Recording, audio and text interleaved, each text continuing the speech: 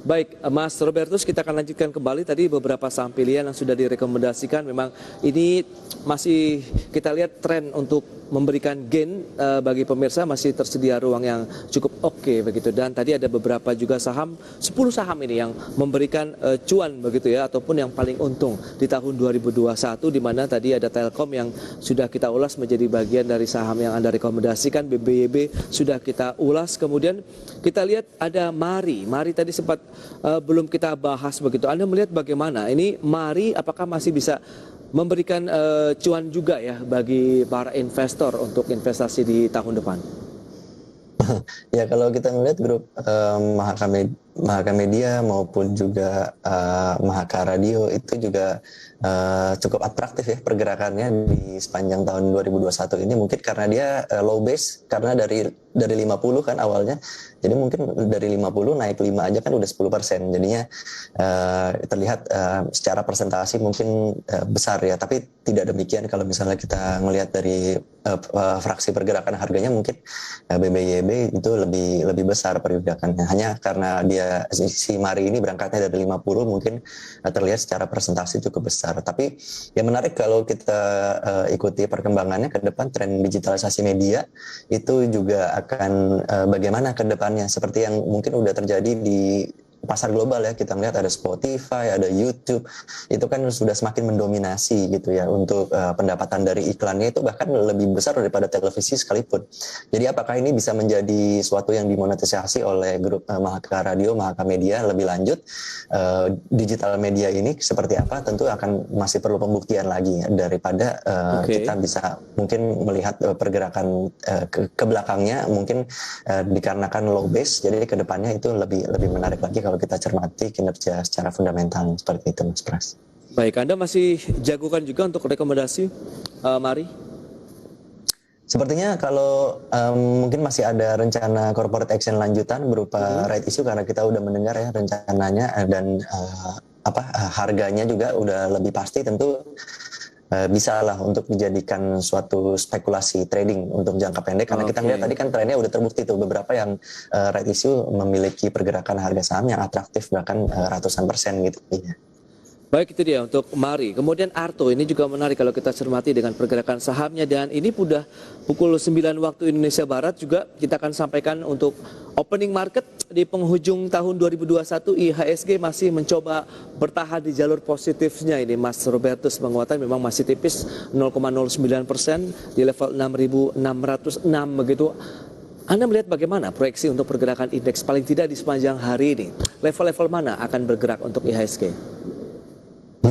Ya, kalau kita ngelihat sebenarnya kami lebih concern terhadap level 6.500 itu bertahan setidaknya untuk sepekan 2 pekan ke depan ya, karena luar biasa kalau kita ngelihat ketidaksesuaian tren antara indeks global dengan IHSG sekarang ini, meskipun ya indeks IHSG mungkin sepekan masih terlihat adanya penguatan yang positif ya, tapi itu kan berangkatnya dari juga level yang rendah, sehingga kita membuat ini kan cukup bertanya-tanya juga, mungkin apakah penyebabnya karena rasio vaksinasi yang belum cukup tinggi dan juga vaksin booster yang belum. Itu dia, ada 3 hal sebenarnya, Omikron, kemudian vaksinasi, dan ekonomi global ya, yang masih menjadi tantangan sebenarnya dari pergerakan indeks harga saham gabungan begitu, Mas Robertus. Kemudian Anda melihat range pergerakan IHSG nih, penasaran juga saya ingin tahu Pak, akan kemana nih Mas?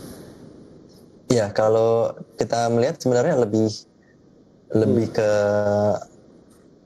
mempertahankan level di 6.500, tentunya ini menjadi level yang cukup krusial, karena untuk ketidaksesuaian tren antara indeks saham global dengan IHSG ini tentu menjadi perhatian kita, apakah kita bisa mempertahankan di level 6.500 ini untuk bisa menjadi pijakan setidaknya di Januari effect nanti akan ada potensi penguatan ke yang seperti banyak kalangan sudah memperkirakan 6.700 gitu ya, 6.800. Tentu ini sangat dibutuhkan level penopang di 6.500 yang menurut kita masih cukup krusial untuk bisa dipertahankan IHSG seperti itu.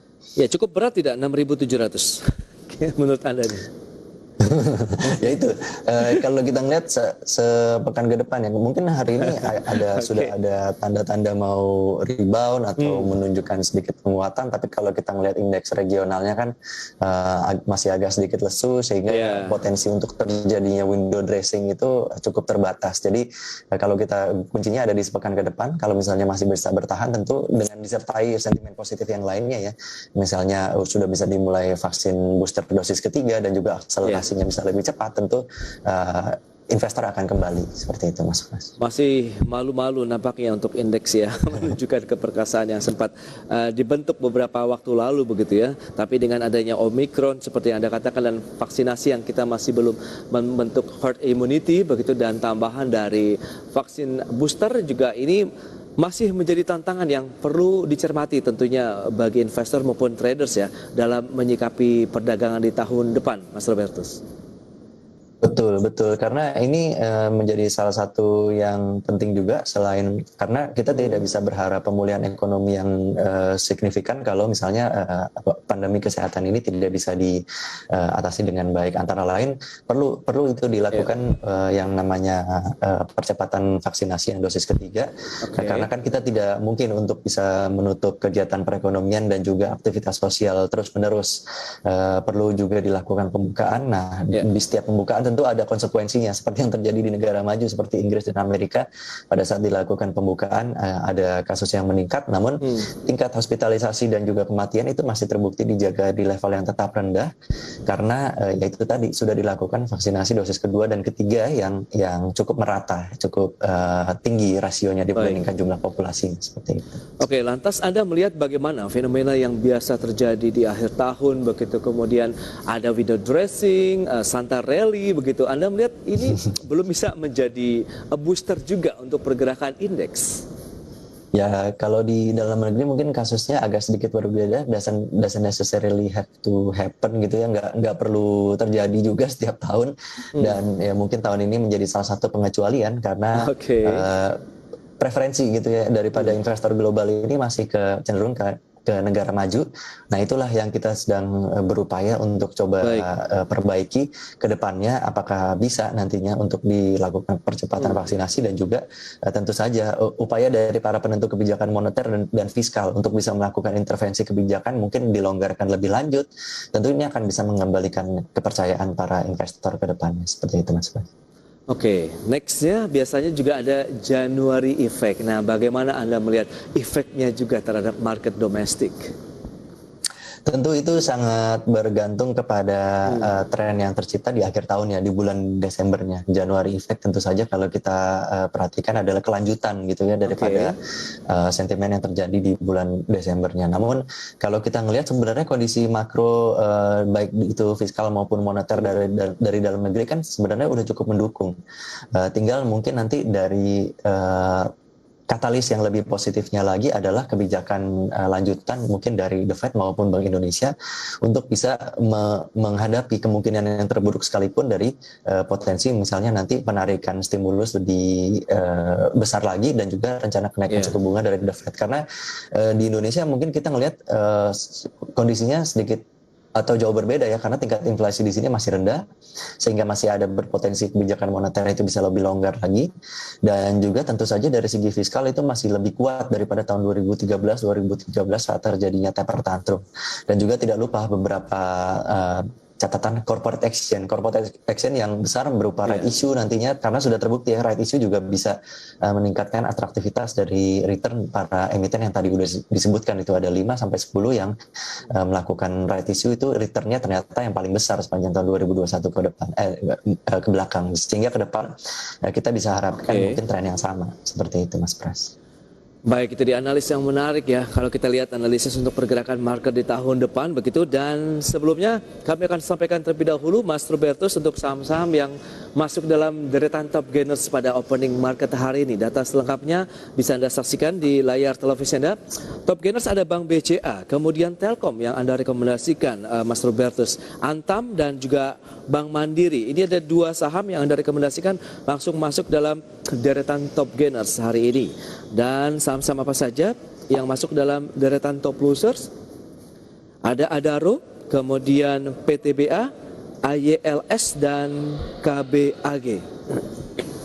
Itu dia pemirsa, top gainer dan juga top loser. Dengan kondisi seperti saat ini dan sudah masuk dalam deretan top gainer lah seperti yang tadi sudah disampaikan begitu. Untuk Telkom, kemudian Bank Mandiri, bagaimana Anda melihat strategi yang mungkin bisa dilakukan lagi? Apakah kita menambah posisi lagi untuk kedua saham tadi?